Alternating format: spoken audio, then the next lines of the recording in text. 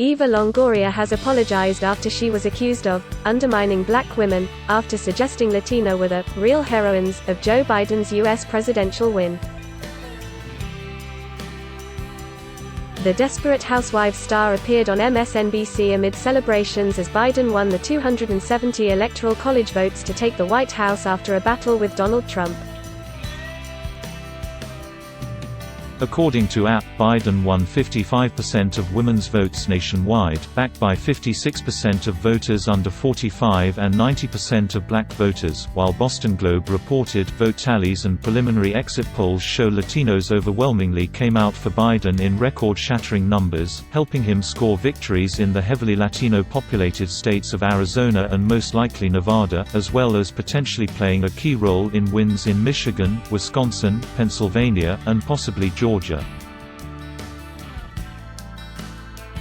Longoria said in a TV interview over the weekend, "The black and the brown communities delivered for Biden, saying Latinas themselves delivered key states." Longoria went on, "The women of color showed up in a big way. Of course, you saw in Georgia what black women have done, but Latina women were the real heroines here.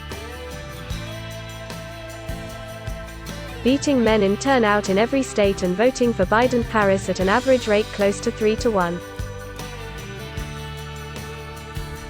Longoria, who marked the opening night of the 2020 Democratic Convention, was hit with intense backlash online following her comments, as she was accused of anti-blackness and erasing and diminishing black Latinx women. Sharing a statement on Twitter on Monday morning, Longoria apologized for her comments and clarified the meaning behind her words. The actor wrote, "I'm so sorry and sad to hear that my comments on MSNBC could be perceived as taking credit from black women. When I said that Latinas were heroines in this election, I simply meant that they turned out in greater numbers and voted more progressively than Latino men." She added, "My wording was not clear and I deeply regret that there is such a history in our community of anti-blackness and I would never want to contribute to that." Saying black women deserved a standing ovation following their voting turnout, Longoria went on to add they were the backbone of the Democratic Party and insisted she had nothing but love and support for black women everywhere. Finally, black women don't have to do it alone any longer, she went on.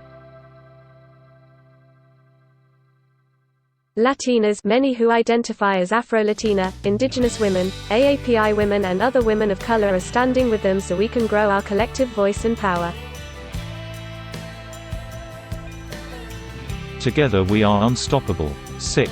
Her apology received praise from many followers, with Darwan Johnson replying, "Thanks for coming back out and elaborating on your words. We've just gone through 4 years of hell and I think some have forgotten what it means to just accept an apology."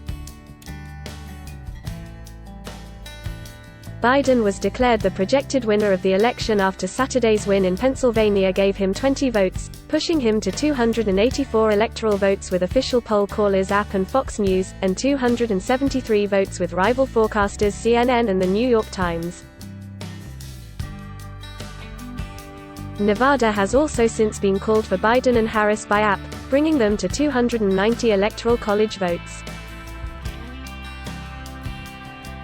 Biden released a statement moments after his victory was declared just before 11:30 a.m. Eastern Standard Time on Saturday, saying, "America, I'm honored that you have chosen me to lead our great country. The work ahead of us will be hard, but I promise you this, I will be a president for all Americans, whether you voted for me or not. I will keep the faith that you have placed in me." U.S. Election 2020. Follow our U.S. Election Live blog for the latest news and updates on the 2020 election. People dancing in the streets across U.S. as Joe Biden wins election. Joe Biden says he'll be president for all Americans after winning election. Biden, 77, becomes oldest person ever to be elected as U.S. president. Check out Metro. Co.ux full U.S. election coverage here.